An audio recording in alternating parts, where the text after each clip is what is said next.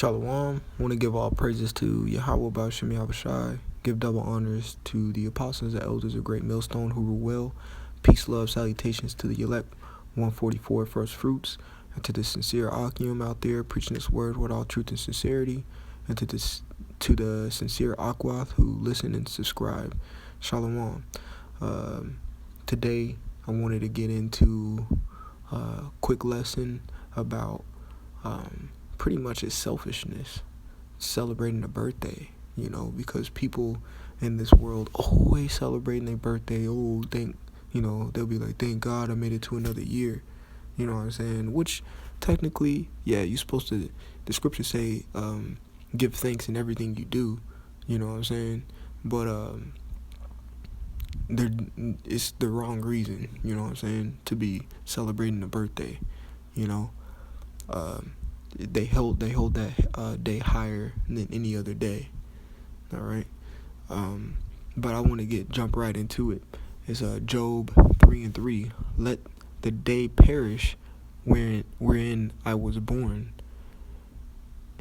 Let the day perish wherein I was born. So, that day when he was born, he let that perish, let that be done away with. Because ultimately, we're born into wickedness. We're born into a crap world, because, we're born into iniquity, This world is hard to live in, is ruled by the wicked. That's why the people mourn, because the righteous are not in rule, like it says in Proverbs, the 29th chapter. It's complicated. Everything's complex. You got to do this. You got to do that. You don't get paid enough. You got to pay this bill. You get taxed. Why would you want to be born in something like this? You know what I'm saying? You might as well just stay in paradise, in the spiritual world. All right? It says, in the night in which it was said, there is a man-child conceived. He's like, man, why? I don't even want to be in the womb. I'm gonna get another quick scripture too, because that birthday spirit is heavy in Babylon, man, all the time. There's a birthday every day. This is Jeremiah 20:14. All right, this is Jeremiah. He said, Jeremiah 20:14. Cursed be the day wherein I was born. So curse that day, man. Job said, let that day perish. Jeremiah saying, curse it. You know what I'm saying? Let not the day wherein my mother bare me be blessed, because we're born into a pitiful state, a pitiful world. You know what I'm saying? Everything is hard. It's just not something to be excited about. Real talk. Whenever my birthday comes rolling around, I'm like, damn, another year in this bull. Because we're hasting in the day. We're ready to get the hell up out of here, man. I could care less about a birthday. I could care less about a birthday. I'm gonna get one more quick scripture, and I'm gonna close it out with that.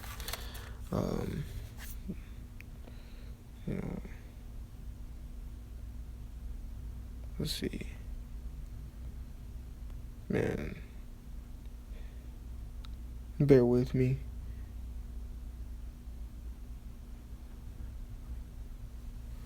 I want to say it's in Philippians, if I can find it.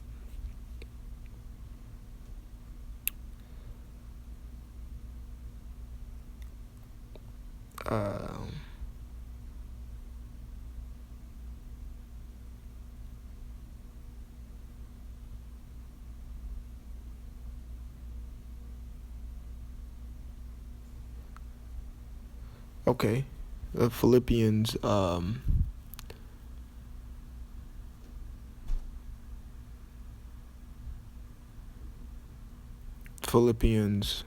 1:21. For to me to live is Yahushai, and to die is gain. You see, man, Paul was like, man, I'd rather die and be with Yahweh Shai. You know what I'm saying? In paradise, man. Matter of fact, this man, he did die, and he was brought back. He did experience paradise. You know what I'm saying? But if I live in the flesh, this is the fruit of my labor. Yet what I shall choose, I wot not, for I am in a strait betwixt two, having a desire to depart and to be with Yahweh Shai Mashiach. See, he had the desire, like, man, I don't want to be here. I'd rather die. This is whack. But he goes on to say, which is far better. See, he said, it's far better to be in paradise than to be on this earth. So what Jeremiah and Job are saying, man, cursed be the day that I took my first breath in this wicked place. You know what I'm saying?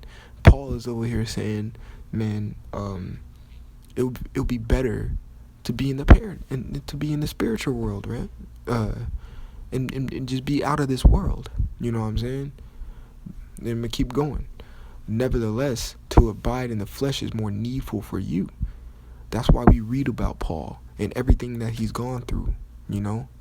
He talks about he took pleasure in his infirmities. He went through all those things for an example for us for situations for us now. He said, nevertheless, to abide in the flesh is more needful for you. So I just wanted to get something real quick about like birthdays and just being in this world, man. It's nothing good here. It's like you'd rather just, pass away. But, ultimately, man, a brother said it great in the Atlanta camp. I think it was Brother Shalawam. He said, if I'm not mistaken, it was that brother. But he said something on the lines of, all of us, at one point, you'd be like, man, fuck, excuse my French, but like, fuck this. I just want to pass away, just, go into paradise. Because, every spirit goes back to Yahweh. He's a father of spirits. But at the same time, it's like, what did Yahweh Shai tell Peter? To feed a sheep. At the same time, you want to stay down here. You want to see the downfall of your enemies. You want to see people wake up. And Salak, matter of fact, that was a brother Monaghan from the DC camp who said this. He said, you want to see confusions of faces. You want to see a camp that looks like a whole bunch of Cushites. You want to see a camp that looks like a whole bunch of Moabites. That shows you that we're at the end. You want to see, the elect wake up and we get out of here and hopefully be beamed up and see the literal lake of fire, that's going to come upon this place. You want to see that at the same time, but, it's like, but the other side of you is like, man, I don't want to be here no more, but it's the Lord's will if he were to take you out, but, I pray if he is to take me out, take me out peacefully, take me out peacefully. Matter of fact, I'll just get another quick scripture. Yeah. Matter of fact, I'll just go to it because I have my Bible open.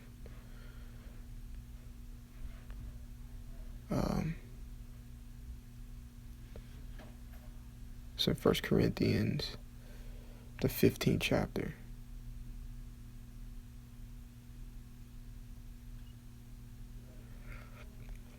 I'm going to start at verse 55.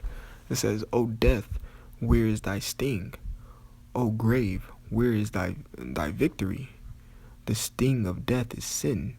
The strength of sin is the law. So if you in a sinful, wicked nature, you're going to feel the sting of death. Death stings. All right? It's not a good feeling. All right? It's not a good feeling at all.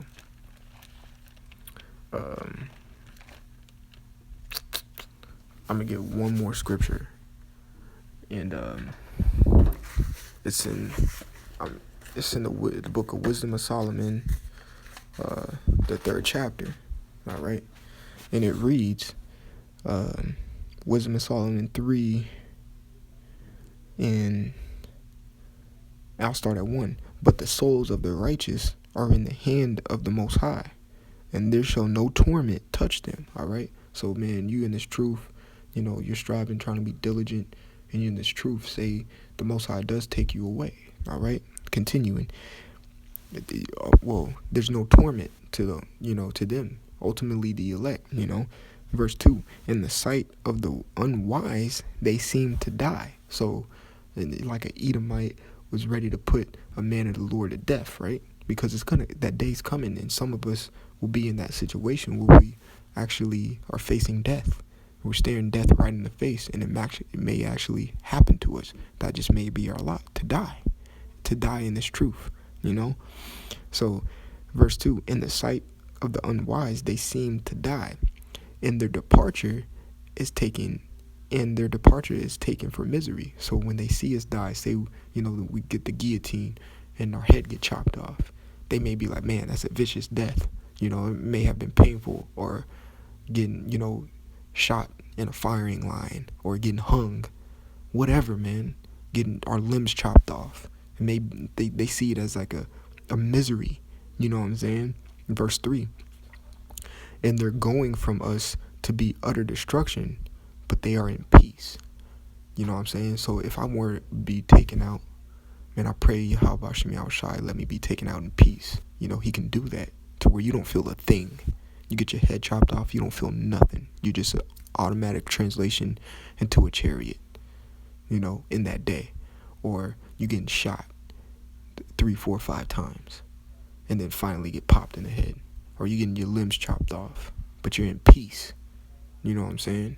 The Most High can do that, man. If you're sincere, ultimately, if you're part of the elect, you won't feel that, man. You pray for that, It's in the scriptures. It says, and they're going from us to be utter destruction, but they are in peace. You'll be in peace, man. I think about the account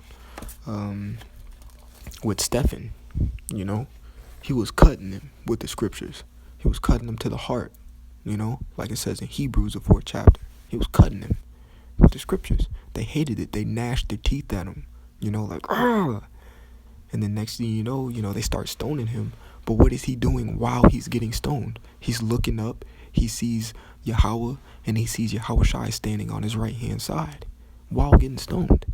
And also he's talking, saying, man, pretty much, don't, put this sin on these, these people don't know what they're doing.